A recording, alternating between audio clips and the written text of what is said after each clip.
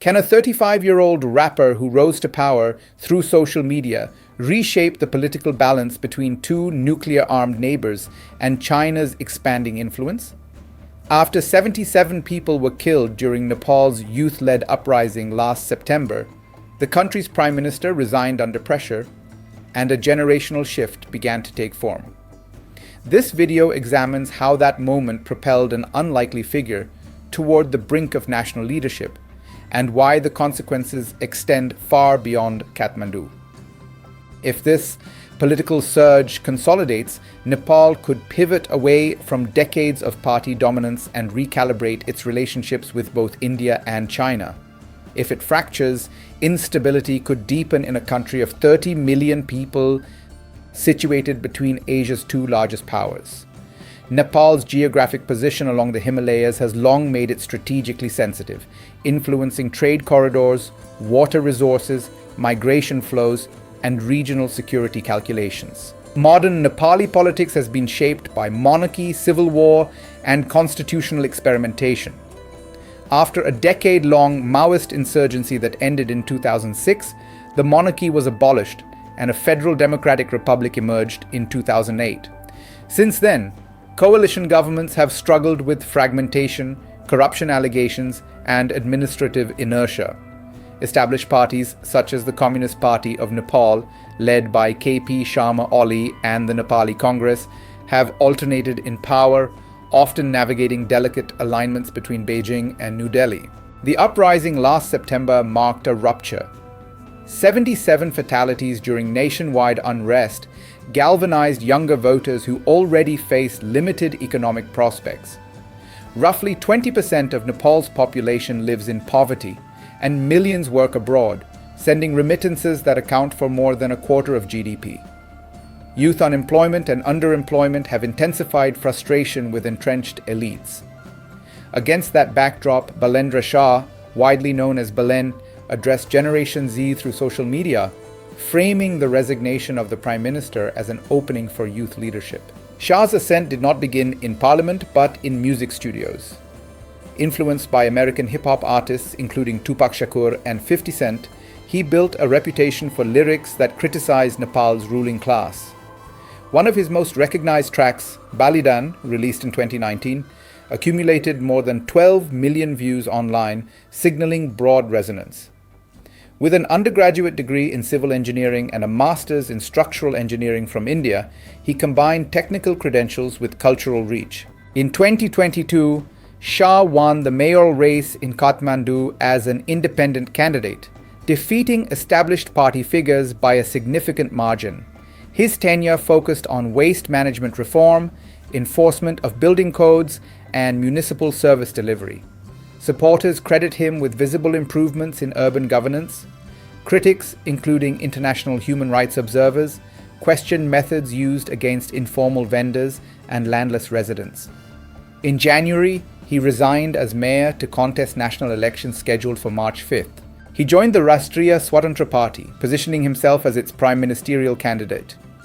The party has pledged to create 1.2 million jobs within 5 years, raise per capita income from $1,447 to $3,000, expand GDP to $100 billion, and introduce universal health insurance.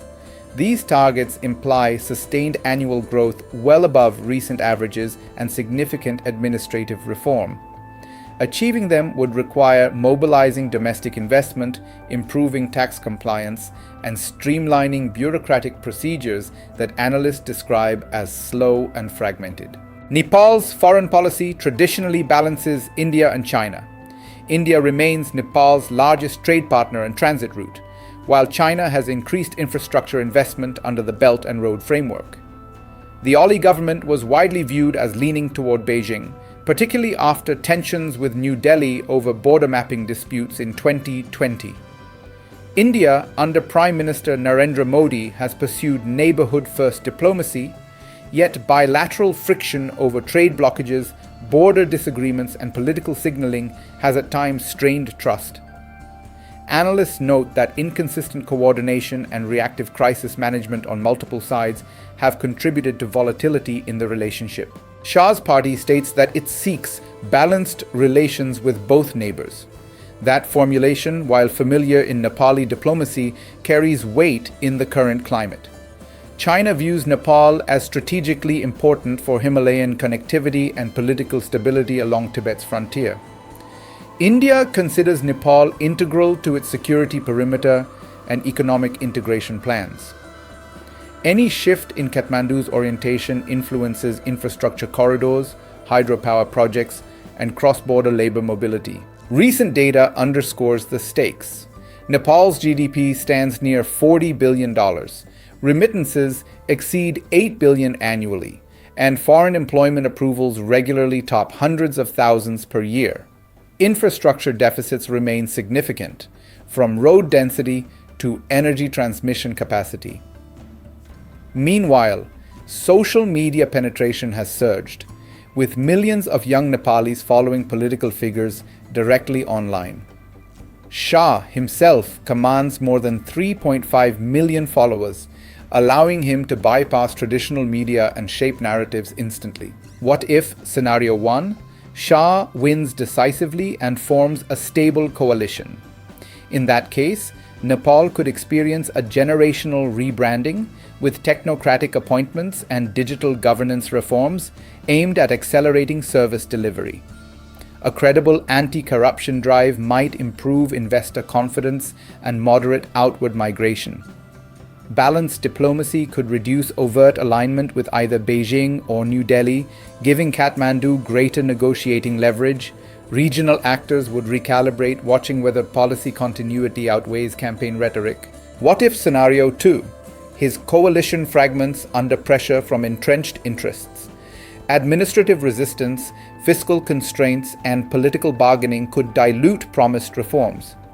Failure to deliver rapid employment gains might erode public trust, leading to renewed protests.